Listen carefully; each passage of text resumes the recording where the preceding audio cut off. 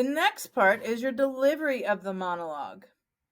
So most important aspects: be seen and be heard.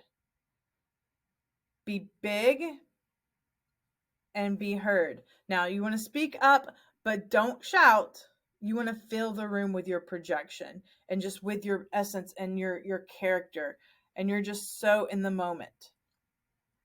Don't shout your monologue. Careful sometimes, especially with dramatic pieces, with students wanting to, yell. Like, how could you do that? Well, the judges, that attacks them. So be careful.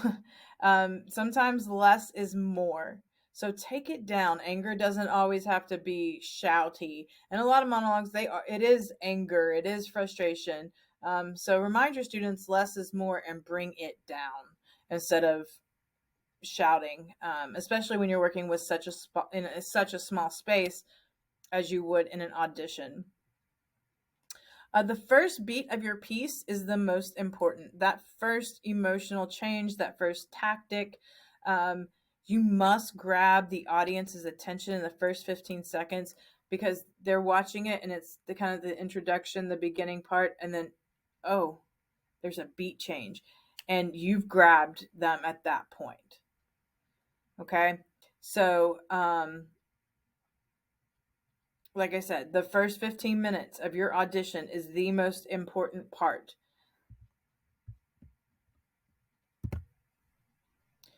More delivery. So, action. What is the reason your character is saying the first line? And use that. So, like I said, don't do a scene from a monologue book that is standalone. Do one from a actual play. Read the play, get the context of the monologue, and figure out why this monologue is happening. And then use that in that first moment. Okay? Especially in that beat, in that transitional beat between your slate and your delivery of your monologue. The imagined other. Speak to the person that your character is speaking to. Your dialogue is a series of adjustments to the reaction of that person. Play that. So, again, you want to choose a monologue that has action, correct? So, and it's in the moment. So usually those, unless it's a soliloquy, usually those have someone else there. So what I have my students do if they're doing a monologue is I turn it into dialogue. So you take the monologue and then what would the other person be saying? And that gives them natural actions to do in response to the reaction that they would be having. So you want to put that imagined person in the room at your focal point. And then again, have your students dissect that monologue into dialogue so that they're getting and they're, while they're delivering, they're thinking about how that other person is responding. Just desire. Give yourself over to the character's need. Truth on stage is not acting natural. It is committing mind, body, and soul, or whatever is required to bring the given circumstances to life. Really finding what are your given circumstances and for your character, and really embodying that and understanding that when you are delivering your monologue.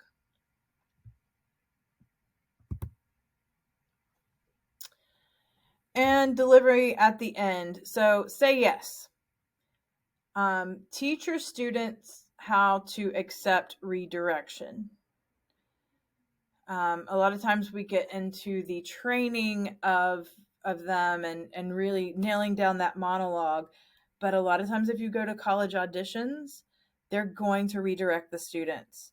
I remember my first year teaching, I did the same thing, and I I had my students perform, and they came back and they said that the directors redirected them during their audition and it scared them to death. Train them in this because it's going to happen. They're going to want to see something else. They may be looking at you for a different character, but using the same words. They want to see your range. So if a director redirects you, listen to them. Understand what they're trying to say to you and translate that into your acting preparation and add the direction. So if they're saying, if you're doing it more of a comedic monologue and they say, well, I want you to do this angry. Use it as an acting preparation and say, what are reasons she may be angry in this moment? And then find those in kind of that split second and add to it.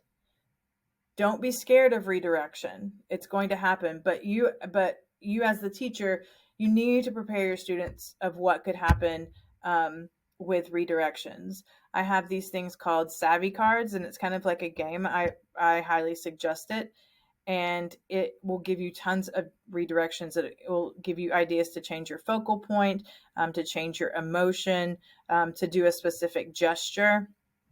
This really helps students not make the monologue so stale, and keeps them on their toes and really making different discoveries throughout the course of the monologue. The ending. When you get to the last line, stay in the moment after the last line for a few seconds, then drop character. I've seen this so many times. And then I said bye. Thank you. We know you're not in character. So it needs to be, and then I said bye. Thank you.